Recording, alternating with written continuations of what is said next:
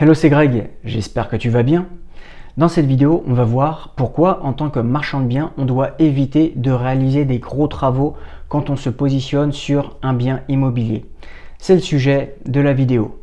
Alors actuellement, je suis sur une opération, sur un projet de marchand de biens où je réalise une petite rénovation, une rénovation très simple dans un appartement.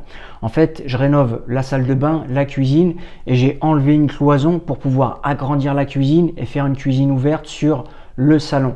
Et c'est pour ça que je te fais cette vidéo pour vraiment t'expliquer 4 raisons qui, à mon sens, sont vraiment très importantes à prendre en compte quand tu veux réaliser des travaux et pourquoi nous, en tant que marchands de biens, il faut que l'on évite de réaliser des gros travaux. Alors, ce que je vais te partager, ça reste uniquement mon opinion personnelle. Si tu ne le partages pas, n'hésite pas à me le mettre dans les commentaires. On est là pour en débattre. Également, j'ai souvent des agents immobiliers qui m'appellent et qui me disent « Greg, là, j'ai un bien qui est fait pour toi en tant que marchand de biens parce qu'il y a beaucoup de travaux à réaliser. » Mais souvent, ce qu'ils ne prennent pas en compte, c'est que en tant que marchand de biens, notre métier, il est beaucoup plus complexe qu'ils peuvent le penser. C'est complètement différent qu'un investisseur immobilier qui va par exemple faire une rénovation pour pouvoir mettre en location le bien immobilier. Nous, en tant que marchand de biens, on doit faire attention à pas mal de choses car on est considéré comme un professionnel de l'immobilier. Donc là, je vais te partager les 4 raisons qui, à mon sens, sont très importantes à prendre en compte pour réaliser des gros travaux dans un bien immobilier et pourquoi il ne faut pas le faire. Alors déjà, la première raison, c'est le temps. C'est-à-dire que en tant que marchand de biens, tu dois le savoir, on a un capital de départ et le but du jeu, c'est de faire fructifier ce capital de départ le plus vite possible.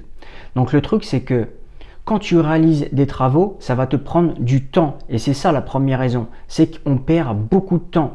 Si par exemple tu fais une rénovation simple, ça peut te prendre 1 mois ou 2, encore ça peut aller. Mais imagine tu te lances dans une rénovation qui est assez complexe, qui est une grosse rénovation et qui te prend vraiment beaucoup de mois, plusieurs mois.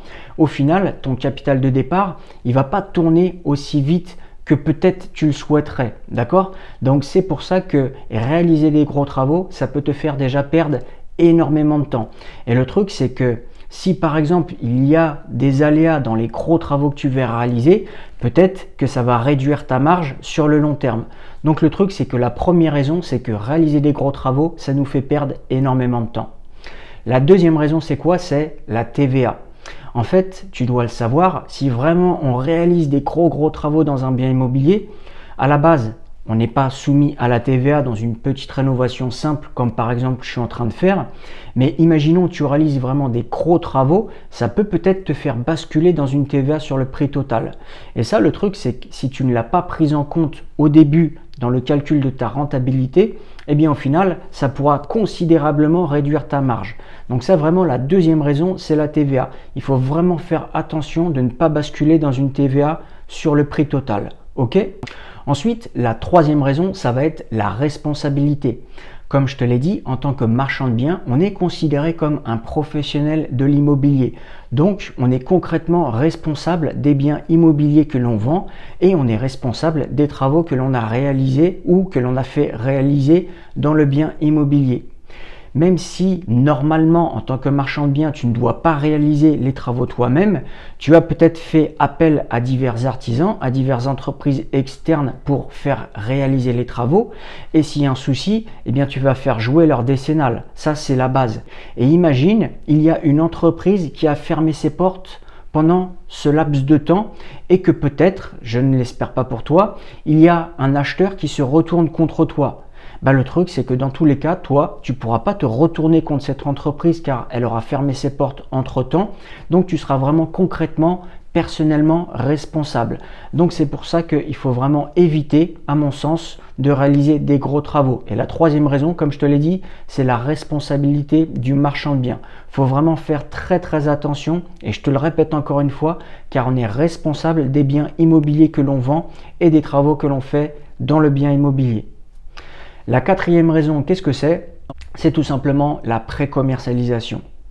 Quand tu vas réaliser des gros travaux dans un bien immobilier, tu ne pourras pas faire de pré-commercialisation. Et j'en reviens à ce que je t'ai dit au début au niveau du temps, du délai. En tant que marchand de biens, on a un capital de départ et on doit le faire fructifier le plus rapidement possible. Et souvent, ou même de temps en temps, selon les biens sur lesquels on va se positionner, on va essayer de glisser une petite clause de pré-commercialisation pour pouvoir revendre le bien entre la signature de la promesse de vente ou du compromis et l'acte définitif.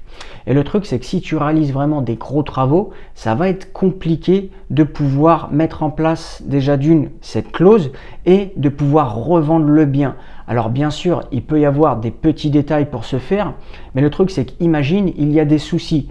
Il y a peut-être des aléas qu'il peut y avoir pendant les travaux. Le truc, c'est que tu seras vraiment toi responsable, d'accord? Et peut-être aussi, ça peut avoir un coût au niveau de tes finances. Donc ça également, ça pourrait aussi te faire baisser ta marge.